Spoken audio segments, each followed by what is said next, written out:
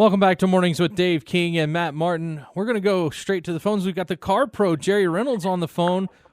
Jerry, how are you today? How's Dallas?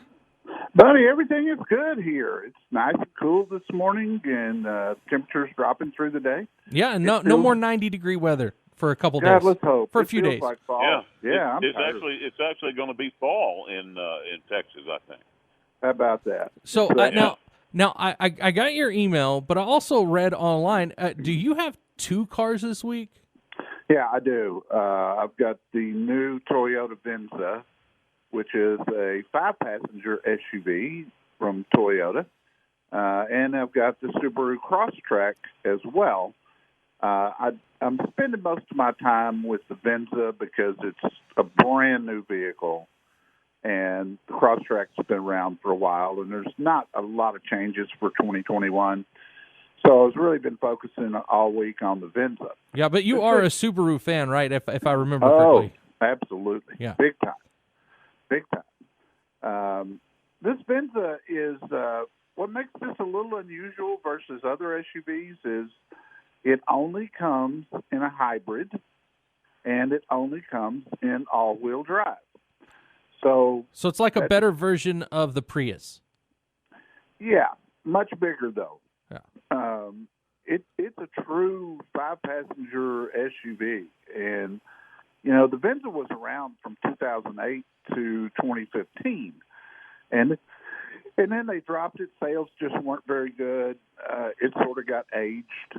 Toyota didn't put any money into freshening it or anything like that. So it's been gone since 2015, but that left a big hole in the lineup at Toyota because you had the RAV4, which is a compact SUV, and then you went all the way to the Highlander with nothing in the middle. And some people just don't need a third-row seat.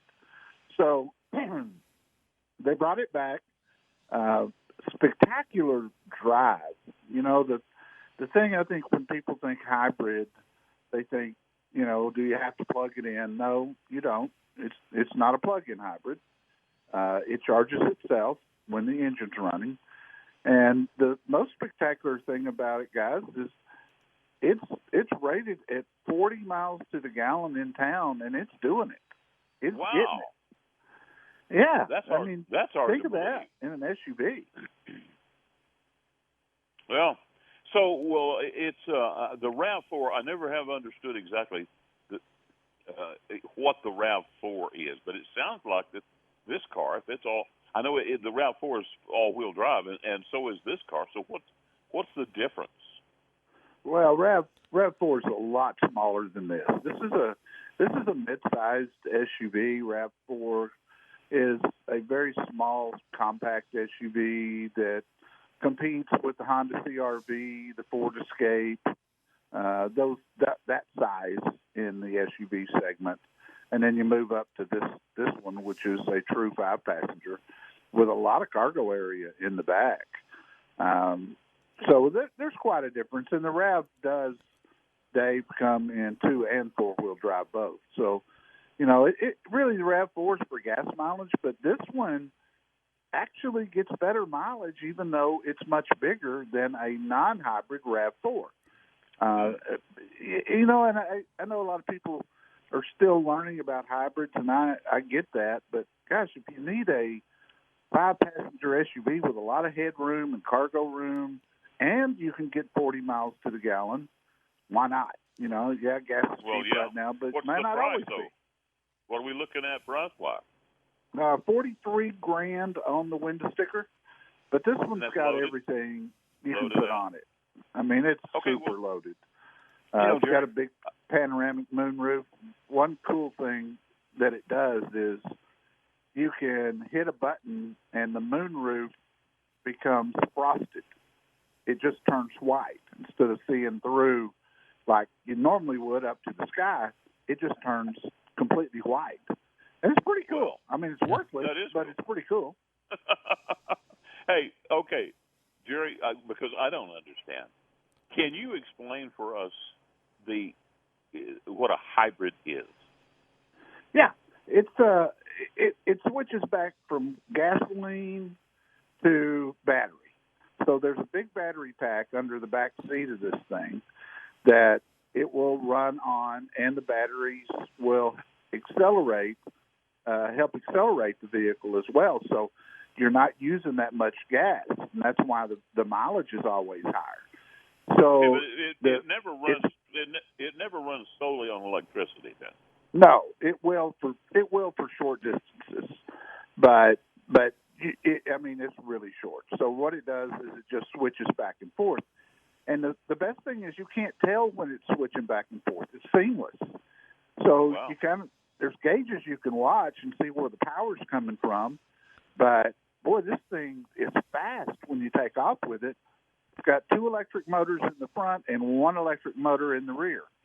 So it's primarily a front-wheel drive. So that's why there's 2 motors in the electric motors in the front of the vehicle, and only 1 in the back. So it's just a different way to propel a car. Okay. So we're running a little. We're starting to run out of time, and I do want to get over to CarProUSA.com.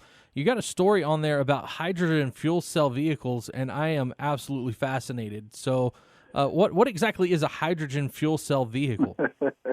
Well, here we go again. Here's another different way to fuel a car. Hydrogen is plentiful, and the thing about hydrogen is it's the cleanest car you can get. It turns into water. They're out in California now, and they have been for several years. Mm-hmm. I had a caller last Saturday ask me about it, and I didn't know enough about it myself. So I started doing the research, and that's why that story's up there. But it's hydrogen is a long way away from being. I mean, there's no fuel stations in Texas anywhere to fuel one of these if you had one. And there's very few in California, to be honest. Have they been able to stabilize it where it doesn't go boom? Because I think the one thing that people were scared of. I mean, you go back to what is it? The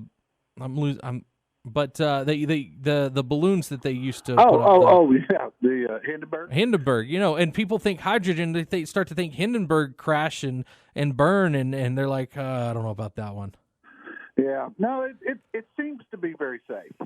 Like I say, they've been on the roads out in California for probably 5 years or so, and people who are close enough to a filling station to get them.